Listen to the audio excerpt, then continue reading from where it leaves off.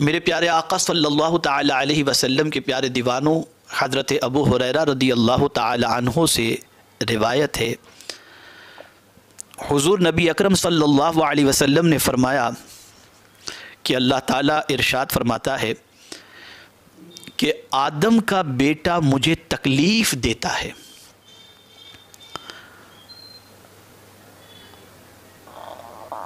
زمانے کو گالیاں دیتا ہے، حالانکہ میں ہی زمانہ ہوں اور سب کچھ میرے دست قدرت میں ہے، رات اور دن کا عدل بدل میں ہی کرتا ہوں۔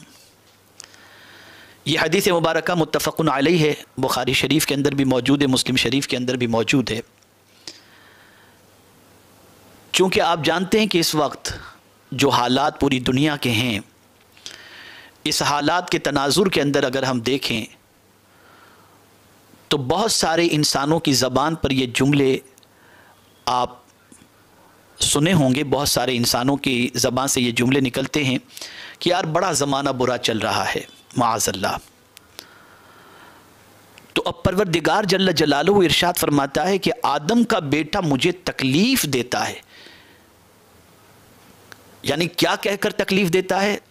زمانے کو گالیاں دیتا ہے، اور رب فرماتا ہے میں ہی زمانہ ہوں۔ میرے پیارے آقا صلی اللہ تعالی علیہ وسلم کے پیارے دیوانوں،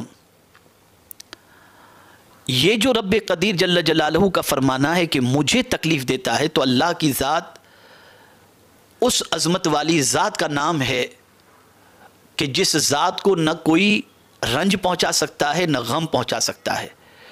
یہاں یؤذینی سے مراد یہ ہے کہ آدم کا بیٹا مجھے ناخوش کرتا ہے اور اپنے لیے اللہ رب العزت جل جلالہ کے عذاب کو دعوت دیتا ہے۔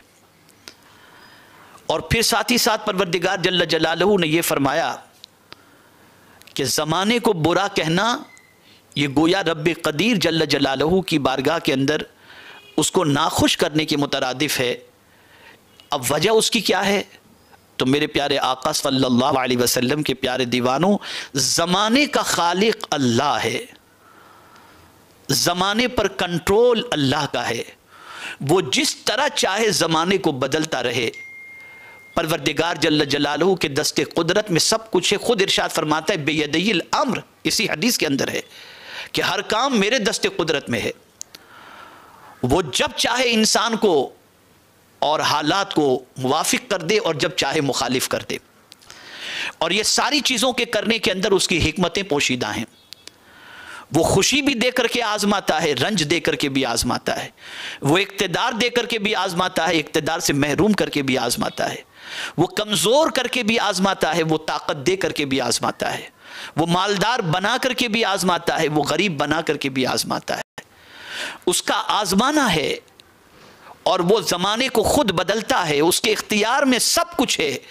تو اگر کوئی شخص یہ کہے کہ معاذ اللہ زمانہ برا ہے، تو گویا اس سے میرا مولا ناخوش ہوتا ہے، اس لیے کہ رب فرماتے انا الدہر، میں ہی زمانہ ہوں۔ اس سے مراد یہ ہے کہ اس کو بدلنے والا میں ہی ہوں۔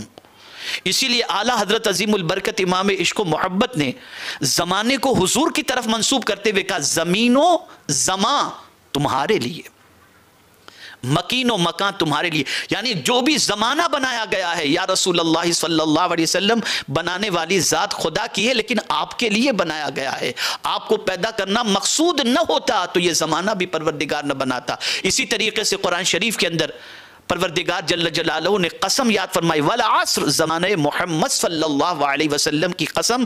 اس سے مراد یہ ہے کہ وہ زمانہ کتنا اچھا جس زمانے کے اندر رسول اعظم صلی اللہ علیہ وسلم کو اللہ نے پیدا فرمایا۔ تو کبھی بھی حالات کیسے ہی خراب کیوں نہ ہوں، بد سے بدتر کیوں نہ ہوں، برے سے برے کیوں نہ ہوں، زمانے کو گالی نہ دو۔